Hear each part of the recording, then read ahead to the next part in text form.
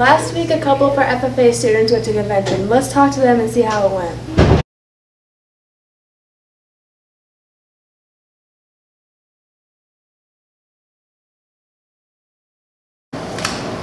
What made you want to participate in this FFA convention? So the National FFA Convention consists of all FFA chapters throughout the entire nation from all 50 states, and I think it's really cool to see all the different FFAers that we have in the country, and it's cool for our students to interact with those students, developing new leadership skills, seeing more what FFA and agriculture is all about, as well as just meeting people from everywhere.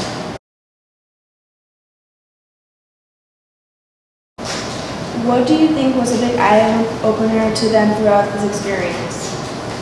I think the biggest eye-opener was seeing all the different awards and things that you can win through being an FFA and through getting involved.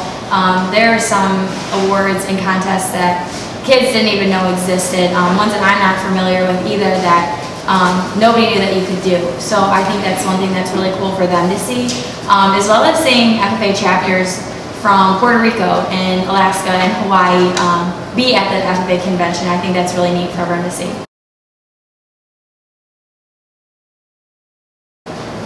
What did you learn about your students while traveling with them? I probably learned a few things I didn't want to learn.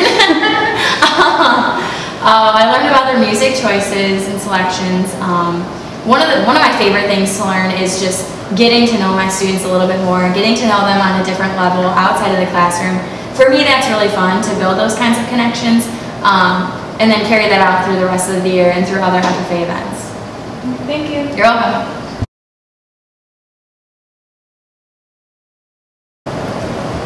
What made you want to go to the FFA convention? Honestly, I wanted to go the first time, but I think it was because it was just a different opportunity, and I've never taken an ag class before, and it was really interesting to me. And Miss Walters actually kind of like offered an extra spot, so I'm really glad I got to do that.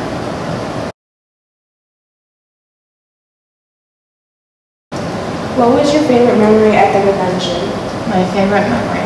Honestly, I would have to say like the socializing part with all the other people that were there from different states. That was really different, and it was neat. Now that you've learned about the FFA convention, maybe this has helped you decide if you would like to take any agricultural classes here at Sterling High School.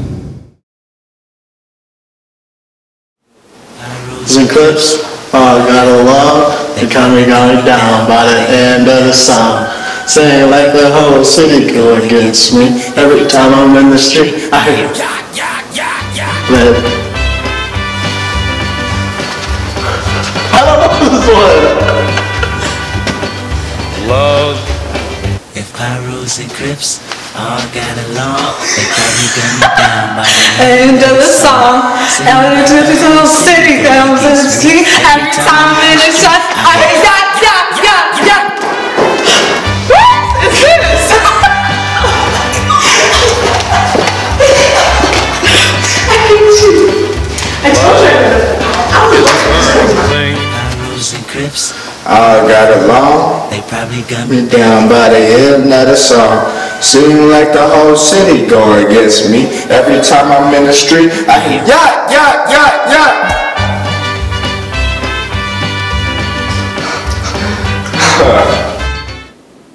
And that's all for Song Change. Now on to Madeline with Orchestra Concert. Thanks, Anisha. Now let's take a look at this year's choir and orchestra concert. How long did you practice for this concert? So we're the choir, the blue choir, because there are two choirs, there's gold and there's blue. We're the junior senior choir, and we've been practicing every single day since the beginning of the school year. So it's been a while. Wow. Would you say it was difficult learning the songs?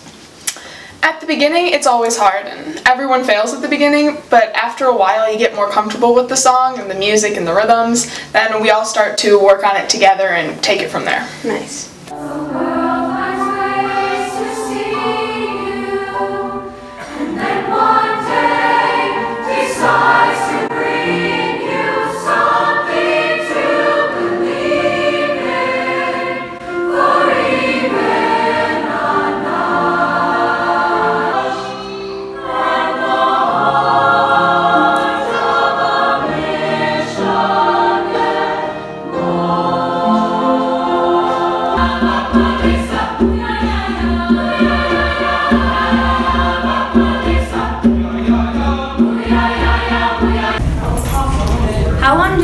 practice for this concert? We practiced probably since the beginning of September, so it's been a while. Would you say it was difficult learning the songs? It's not the difficulty of learning the songs, it's the difficulty of trying to make them sound musical that tries to make it harder.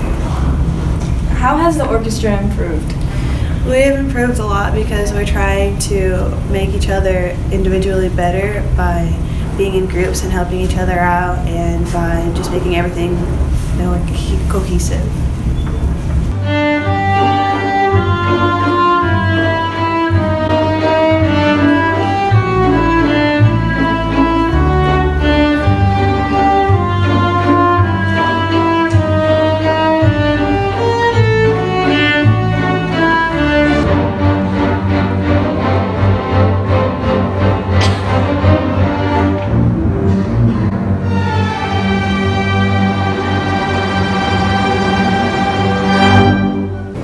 After those spooky tunes, now into Ariana with 148 feet. Thanks, Kenzie. Now let's take an inside look at SHS's very own Dale Dykeman in this edition of 148 feet. Okay, what influenced you to become a teacher? Well, in high school I was very involved with sports, watching and playing sports, so I enjoyed it, so that kind of led me to it. And I also TA'd, or what we would call service learning, with the PE teachers in high school. So both of those things kind of led me to want to go into that field. Okay, well, what was your favorite sport in high school besides volleyball? Football. I liked football, played football, watched football, so football was definitely my favorite sport. So what influenced you to become a volleyball coach? A service learning, or my student teacher, when I was student teaching, my mentor teacher was a volleyball coach, and I shadowed her, and that's what really got me started. And what's your favorite color? My favorite colors are blue and gold, of course. Thank you. Yeah. Now that we all know Dale Dykeman a little better, let's send it off to Tyra to learn more about SHS's student trainers. Thanks, Ariana. With all the sports our school has to offer, let's take a look at something nobody really talks about.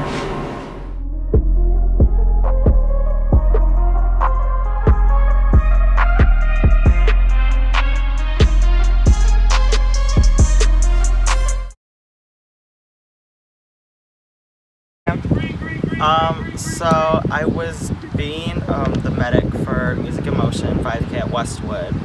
I was their like first aider person in case someone got hurt. And this older lady, she was like, I want to say 78, and she fell during the first mile and like sliced her arm open. And so by the time she got to the finish line and I saw her, I had to hold her arm together, and I could see her bone and like feel her bone until the ambulance got there. And I thought it was cool, and that sounds really sick and twisted, but I thought it was cool. So then I talked to Mr. Gale about doing like medic stuff for the wrestling team, and then got hooked up with Andy.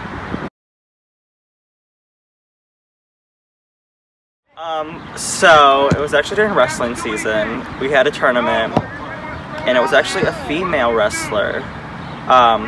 There was 4 mats in total. Andy was watching 2, and I was watching the other 2. And I got called onto the mat to look at her. And as soon as I got there, I looked at it and saw that it was completely dislocated. So there's not much I can do for that except hold pressure and calm her down until the ambulance gets there. And I shouted for Andy right away. She came over, and I got her a bag of ice to hold pressure and called the ambulance and waited for ambulance and assisted the EMTs once they arrived.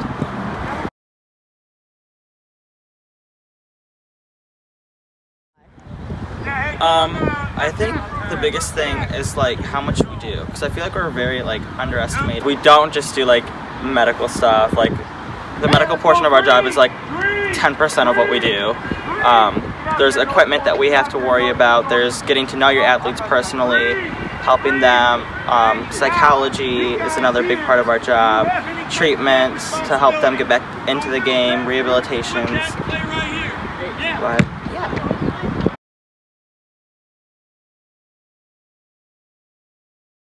Well, I saw Daxton like doing his little thing, and I got like super curious, so I started like getting interested.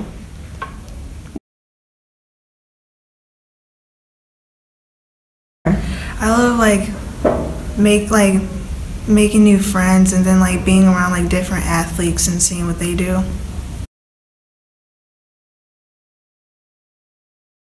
Yeah, I think it'll be beneficial for the career that I want to go into, which is the medical field.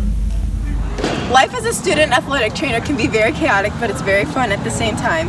For the Sterling Stream, I'm Tyra Brands signing off. See you next time.